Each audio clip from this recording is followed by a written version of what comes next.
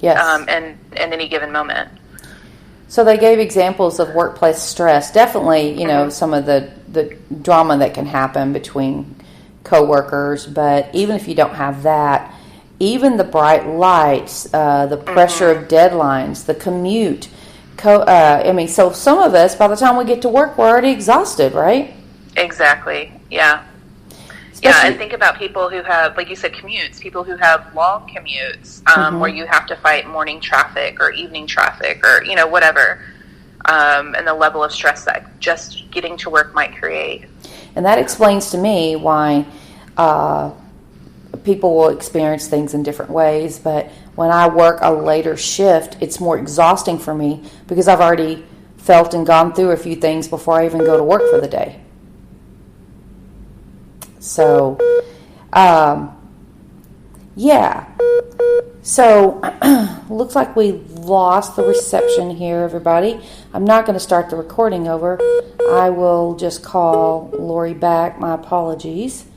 Let's see. Wi-Fi connection. Yay. So, okay. I'm going to wait for her to call back, and I'm going to go through some of these details here. Like I said, when we're tired, we're not nice. So it's important to take care of yourself so that whenever you are having to be on and long hours and all day, then you end up... Oh, here she is. Here we go. Are you there, Ms. Lori? I am. Okay, let's see if we can keep that. There we go. Don't worry, I just kept it going. Okay. So I was saying that when you've got a strong demands on you and the whole not being, when you're tired, you're not nice, that's something I have to watch out for. Now, that doesn't mean don't speak your truth. It means try to filter a little bit more than possible when you can't simply check out and get the rest. Absolutely. Yeah. When we were interrupted, I don't know if you were in the middle of saying something that... No, I was actually. I think you were saying something about this part of it, but yeah, I think I think it's super important to be aware of our surroundings and what are things that help us move through our day, and what are things that create additional difficulty. Like you were talking about the bright lights. And I remember growing up how, as a kid, I had horrible headaches all the time and couldn't figure out what it was. And I remember sitting in school with those fluorescent lights and feeling like I needed sunglasses, oh, yes. And then now, and then same when I was going through grad school, there were times where I could barely sit in the classroom because the light was so bright. And so it's funny now because, in our offices, we use lamps or natural lighting. Like we try not to use any fluorescent lighting.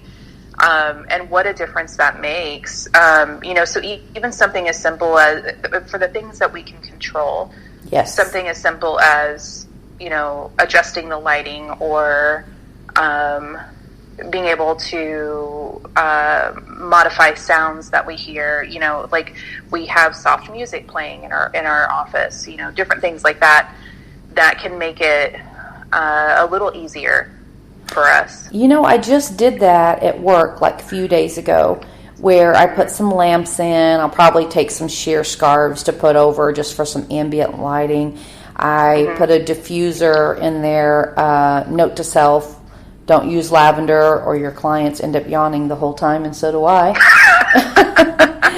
I'm going to have to choose something else, but it has really made a difference. Also, the fact that I don't have windows in my office really makes a difference. I mean, like it starts to affect me. By the end of the day, I feel pretty locked in, so I think I'm going to try to get some pictures to put up, because the unconscious mind doesn't know the difference between real and imagined.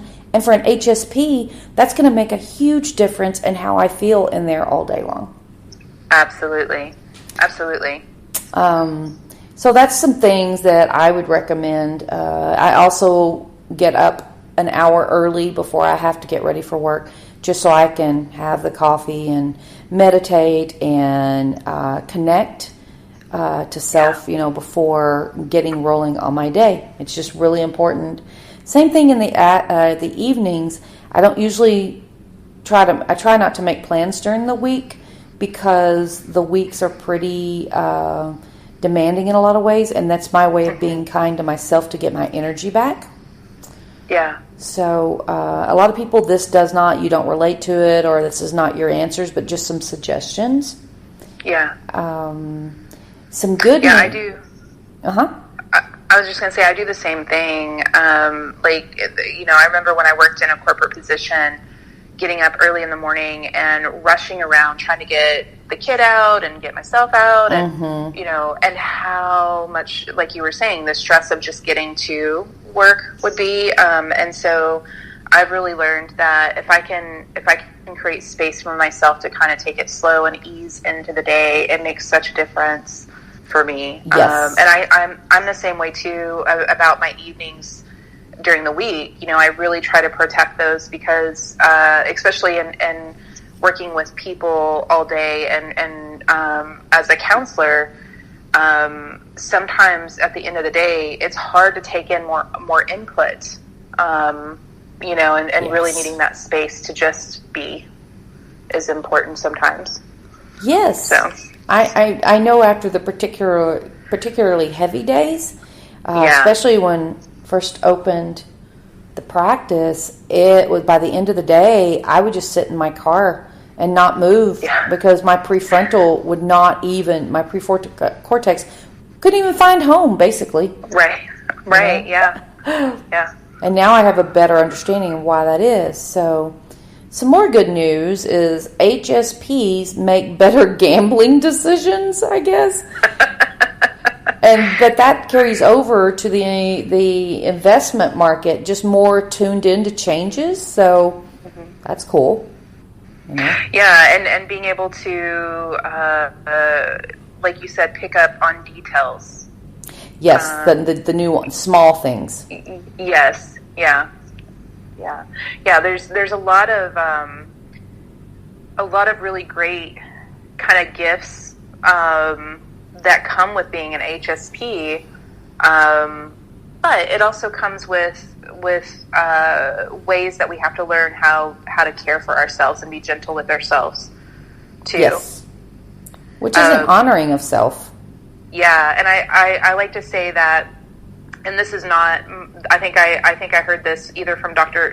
Elaine Aaron said, or someone else in the profession said, but I like to repeat it. And say that the typical person who's not HSP needs to practice regular and consistent self-care, and an HSP needs to practice rigorous and consistent self-care. Well said. So some examples of some self-care is, and I'll ask you the same thing, but meditation, prayer, massage, eating healthier, even if not completely healthy all the time, because balance, right? Absolutely. And speaking of balance, balancing blood sugar. They don't know why lower blood sugar affects. It makes sense to me. I'm definitely not nice then, but trying to keep your balance with your blood sugar, which means, fewer simple sugars, fewer carbs, more protein, etc. But, do that research for yourself, figure out your balance out there, you guys, because that's going to help the sensitivity as well. What have you discovered for you, Lori? You read your body very well. Yeah, definitely. I can tell when my blood sugar is low, has dropped very quickly. And I can tell, very quickly if I'm eating something and my body's not responding well to it. But I know, on the regular, I need to get a massage at least once a month. Twice a month is preferred, but not always able to do that. Meditation, yoga, having quiet time is super important. Yes. And it's not necessarily alone time, but just quiet, time where I don't have to be, where I can just be. I don't have to be attending to anybody else or anything else is really important. So for you, what's the difference between if you're not alone, who is okay to be around? It's not just being quiet, right? No, that is a great question. So, as my best friend, you and I cohabitate really well together. Like, we can go on trips really well together, and there's probably a handful of people in my life that I can be with and be like, I don't have to worry about entertaining them. You're one of those people for me.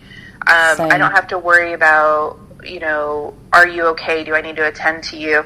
Like, we can just be in each other's space. Yes. You do your thing and I do my thing. And, it's rejuvenating. Yes. Rather than depleting. Yes, rather than depleting. And that's the important thing, is learning evaluating your relationships and figuring out what are the relationships that use up a little bit more of my energy. That doesn't mean it's a bad relationship for you. It just means we need to be mindful of how we engage in those relationships. And what are the relationships that are refreshing for me, that I can just be in those and they don't really take anything. There's a balance there, because those are the relationships that we probably want to engage in more, so that we can care for ourselves better. I think that on the other side of that is it can be a struggle, because those same people who are pretty comfortable to be around, they're often the ones that are inundated with people wanting and desiring to be in their energy. Mm-hmm. Yeah. I'm sure you relate to that as well. And so absolutely, it can get some hurt. It can produce some hurt feelings when the boundaries have to be set. But it's not a personal thing. I've got to, like, my whole weekend has been, because our weekend here is Friday and Saturday, and the weekend has been in very much a lot of energy. And so today is the shutdown, mindlessness, except for research in this, which to me builds my energy before going back into my week. Yeah. For me, it is a lot, the same, reading, doing kind of research, taking in information that I enjoy.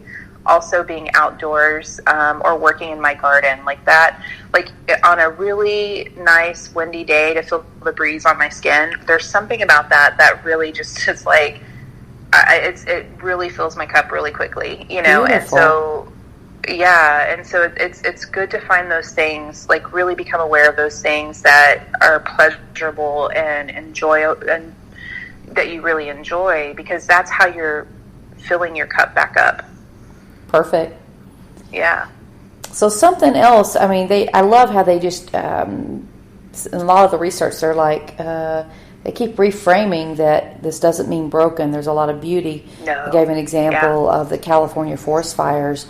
The HSPs were the ones to smell the smoke first, and so you see them wearing the mask, and everybody thought they were weird for wearing it, but they sensed and smelled it first that was going to come. So 5 things to keep in. Oh, go ahead. Sorry. No, I was just saying, how, and also I would imagine that for them to not wear the mask would have been problematic. They probably would have, start to feel that burn in the lungs faster than a non-HSP. Yes. So it's also the damage that's done. Yeah. They also gave an example of in kindergarten or in a daycare, your HSP child is going to cry first, but that means there's a stress in the environment the other kids are picking up on as well. So that's kind of the beacon to know that something's wrong. So right. So 5 things to keep in mind, they said. I like, because they went into some solutions, and we're given solutions along the way here too, which helps. But first, number 1 is know the trait is real. It's not something imagined. It's not yet one more diagnosis, because it's really not a diagnosis. And that, like we were just talking about, it's important to have these people around. HSPs serve a very good role of being the first to sense, to feel, permission to set boundaries, to take care of self.